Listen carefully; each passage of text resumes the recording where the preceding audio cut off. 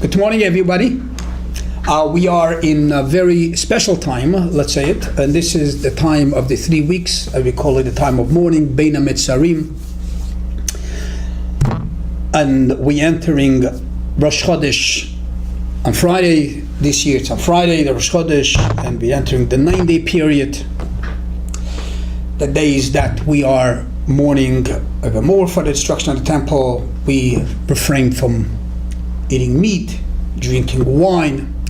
From the other side, we try to bring some simcha in these days. As we spoke before, we left to learn the laws of the building the Bet HaMikdash. In the 9 days to bring simcha, we do siyumim, complete tractates of the Talmud in order to bring some simcha. We try whatever we can. It's a lot of work that we have these days of mourning to transform it to good.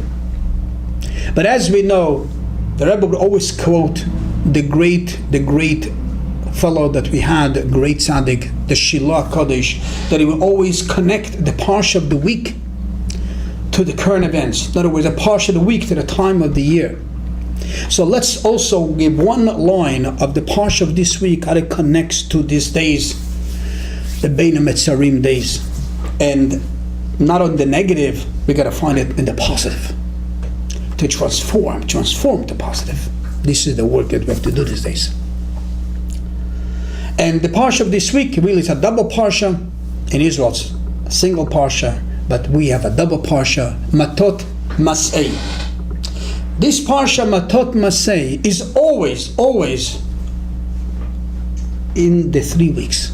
Sometimes Matot is the first Shabbat of the 3 weeks. This week it's a second Shabbat of the 3 weeks, but it's always in the 3 weeks. In other words, it's definitely, this parsha has to have a very strong connection to this time of the year.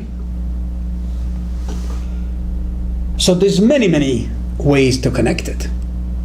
We use one that the Rebbe gave us, something very beautiful. In the beginning of the parsha we'll learn that Moshe Rabbeinu speaks to Roshei Amatot. That's why the parsha is called Matot.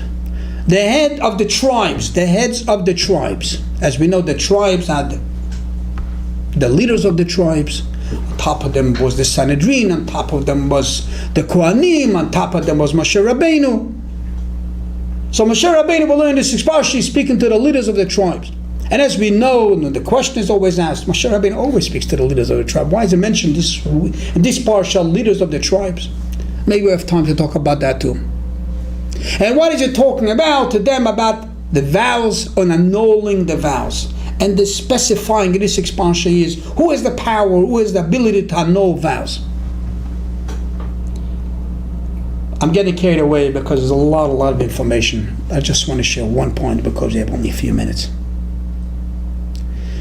Why is Moshe Rabbeinu referring to them, to the leaders, Matot, their heads of the tribes, Matot? These head of the tribes could be called Shvatim. Many times, most of the times, the tribes are called Shvatim. Why? In this sixth parsha we call them Matot. Matot really means a stick, like the stick of Moshe Rabbeinu, the Mateh Aaron, we always know the Mateh of Moshe, the stick. Why are we using this sixth parsha, tribes, well, that's the Jewish people, as sticks, not as Shvatim? So we know the difference between Shevet and Mateh in the regular Hebrew grammar. Shevet is also a stick, also a branch, but it's still when it's connected to the tree. Mateh is the same branch, but we cut it off the tree, it dries out, and becomes a stick. In other words, Shevet has an advantage. What's the advantage of Shevet? It's still connected to the source. Mateh has a disadvantage, it's already disconnected from the source. There's no moisture, there's no connection, it's already tough, it's hard, it's not a softy. And in this expansha, we are referring to Am Yisrael, Matot, sticks, not Shvatim. What is the idea? And the idea is, as we said before, related to this time of the year. We're talking time mourning, the time of destruction of the temple. The time of destruction of the temple of exile, we are not related so much to the idea of a Shevet. Because Shevet, as we said before, means connection. We are in exile. Destruction, disconnection. And that's the idea of Mateh. Mateh is disconnected. But, in a positive note, Matot or mate in a singular, a stick, wood, is, as we said, not soft, it's hard. Hard is also tough. Hard means also you cannot turn it, you cannot twist it. And that's an advantage that we have. That in the time of exile, yes, in a certain way we don't feel that connection. We are mate, we are disconnected. But from the other side, we have the strength of the toughness. We have the toughness that through the hard time of exile, we can be tough and strong to overcome the negative. And not only overcome the negative, transform it into positive. And this is why one of the beautiful points why Moshe Rabbeinu relates to the leaders as Roshei Matot in this week's Parsha. Because the leaders have to help us when we are in the level of Matot, the level of a stick, the level of a disconnection, to be a Matet, to be tough, to be strong, to be hard. Not to give in to exile, not to give in to disconnection, not to give in to the mourning that it's no good. Fight it.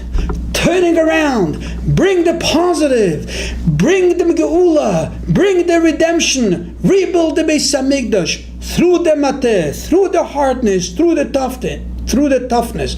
We will prevail, we'll succeed with the help of the Roshei Matot and with the help of Moshe Rabbeinu that gives the strength to the head of the tribes, and with the head of Roshei Matot that give us strength that even though we Matot, we are disconnected, we are tough, but we use the toughness into positive to transform Galut to Geula, exile to redemption. And this is what we got to use out these days, as we said in the beginning, the 9 days coming, to use it out to bring simcha.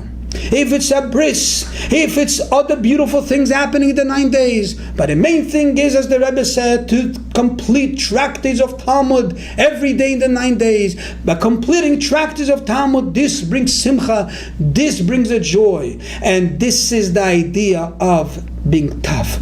Tough, bring the positive and the negative. And we will do it, and we'll prevail, we will succeed to bring Bezrat Hashem Mashiach Tzidkenu this year, Emetz Hashem, before the 9 days start, before Tisha B'Av starts. Have a good Shabbos, a great Simcha Dika Shabbos, and we shall celebrate Mashiach together.